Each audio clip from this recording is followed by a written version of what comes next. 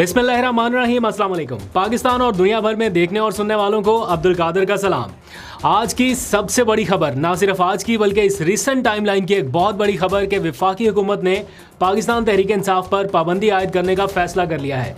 अब से कुछ देर पहले अता तारड़ ने बतौर वफाकी वज़ीर इत्तलात प्रेस कॉन्फ्रेंस में इसका ऐलान किया। 4 अहम और बड़े फैसले किए गए हैं। आर्टिकल 6 की कार्रवाई भी शुरू करने का ऐलान कर दिया। इमरान खान के खिलाफ, आरिफ अलवी के खिलाफ, कासिम सूरी के खिलाफ और भी 2 बड़े फैसले किए गए जिनमें ओवरसीज़ पाकिस्तानियों से मुताल्लिक हैं कि उनके पासपोर्ट्स ब्लॉक किए जाएँ और क्या क्या चीज़ें इस वक्त डिसाइड की गई हैं। ये सारी तफसीलात आपको बताता हूँ।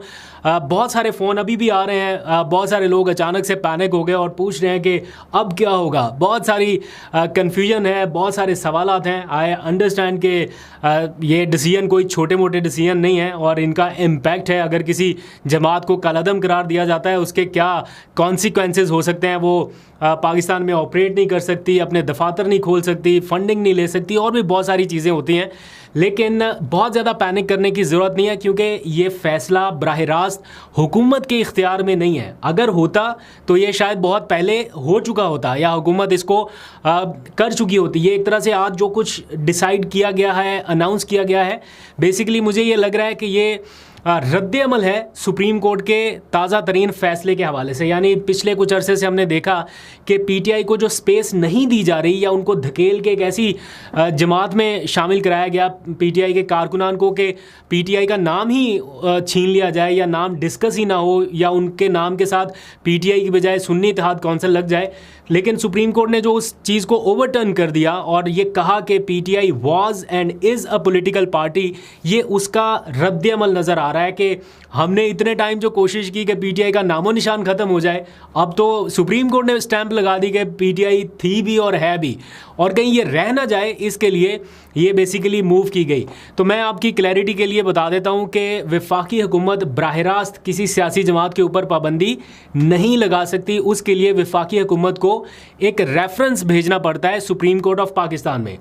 सुप्रीम कोर्ट में जब ये रेफरेंस भेजेंगे तो क्या प्ली ली जाएगी, क्या कहा जाएगा, उसमें इन्होंने चीज़ें जल्दी से बता दी। मैं यहाँ पे बता देता हूँ आपका टाइम ज़ाया किए बगैर। एक इन्होंने कहा जनाब फॉरेन फंडिंग, उसका केस ऑलरेडी चल रहा है, उसकी डिसीजंस, उसकी चीज़ें सारी पैरेलल ऑलरेडी मौजूद हैं।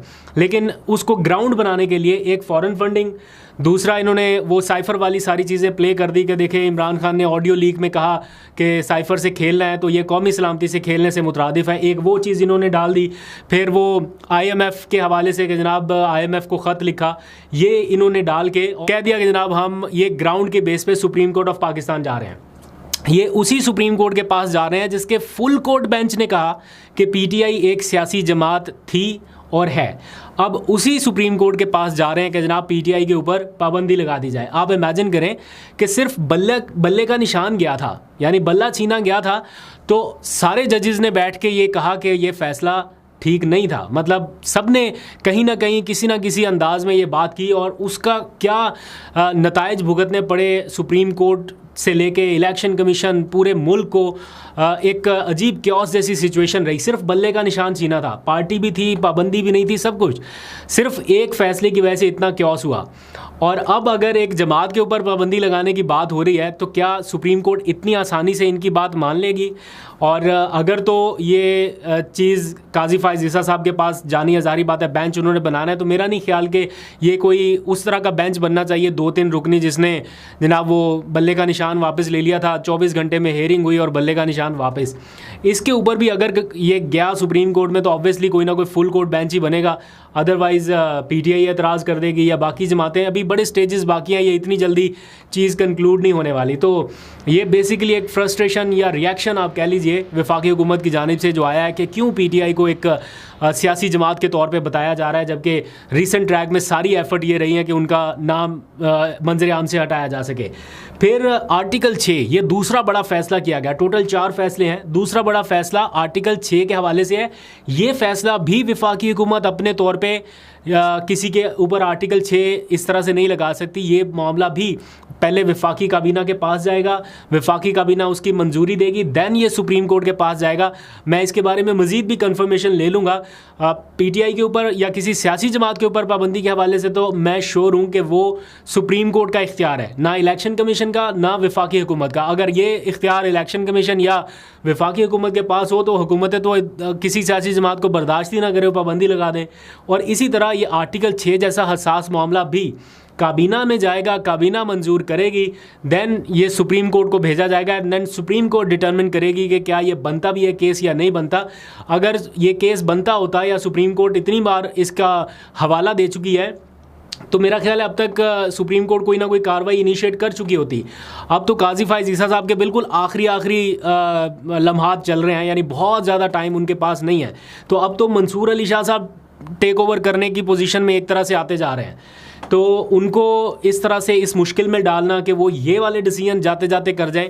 और दूसरा ये कि अगर आइन की खिलाफ वर्जी के ऊपर आर्टिकल 6 वाली ये चीज़ें जो कही जा रही हैं कि जनाब कासिम सूरी ने रूलिंग दी और वो नहीं कराई उन्होंने वोटिंग, और इसके ऊपर आर्टिकल 6 लगना है, तो फिर जिन्होंने 90 दिन के अंदर इलेक्शन नहीं कराया उनके बारे में क्या ख्याल है, क्या उनके बारे में भी कोई इस किस्म की ऑब्जर्वेशन आनी है? तो ये इनका दूसरा बड़ा फैसला है, ये भी अभी कोई फौरी तौर पे इम्प्लीमेंट नहीं हो रहा है, इसलिए बहुत ज़्यादा पैनिक होने की ज़रूरत नहीं है। ये सियासी चीज़ें हैं, सियासी तरीके से आहिस्ता आहिस्ता डील होती रहेंगी।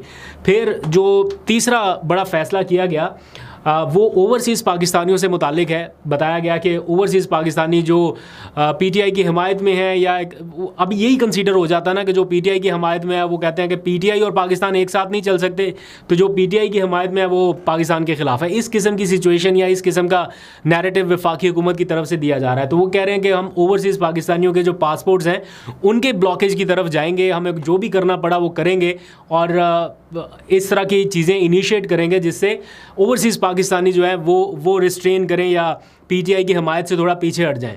तो ये थोड़ा मुश्किल लग रहा है क्योंकि ओवरसीज़ पाकिस्तानी जो वहाँ पर हैं, जिन्होंने यहाँ आना नहीं है या अभी वो सेटल डाउन हो चुके हैं वहाँ पर, उन्हें को बहुत ज़्यादा फ़र्क नहीं पड़ेगा। हाँ, जो लोग जिनका आना जाना लगा रहता है उनको ज़रूर थोड़ी बहुत तशवीश होगी, लेकिन ये भी इमीडिएट, आपने कई बार सुना होगा पासपोर्ट ब्लॉक करने का फ़ैसला, ये फ़ैसला, कार्रवाई का फ़ैसला, लेकिन ये वक्ती हरारत नज़र आती है और समटाइम्स ऐसा होता है कि रिएक्शन के तौर पे, टेम्परेचर चेक करने के तौर पे भी बहुत सारी चीज़ें होती हैं। बहरहाल मैं चूँकि वफाकी हुकूमत की जानिब से ऐलानात किए गए हैं तो इसको इतना हल्का भी नहीं लिया जा सकता, संजीदा प्लेटफॉर्म से ऐलानात हुए हैं।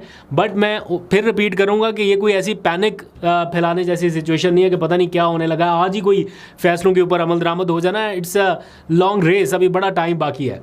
फिर एक जो सबसे अहम फैसला किया गया वो ये है कि सुप्रीम कोर्ट का जो रिसेंट फैसला आया उसके खिलाफ रिव्यू में जा रही है वफाकी हुकूमत।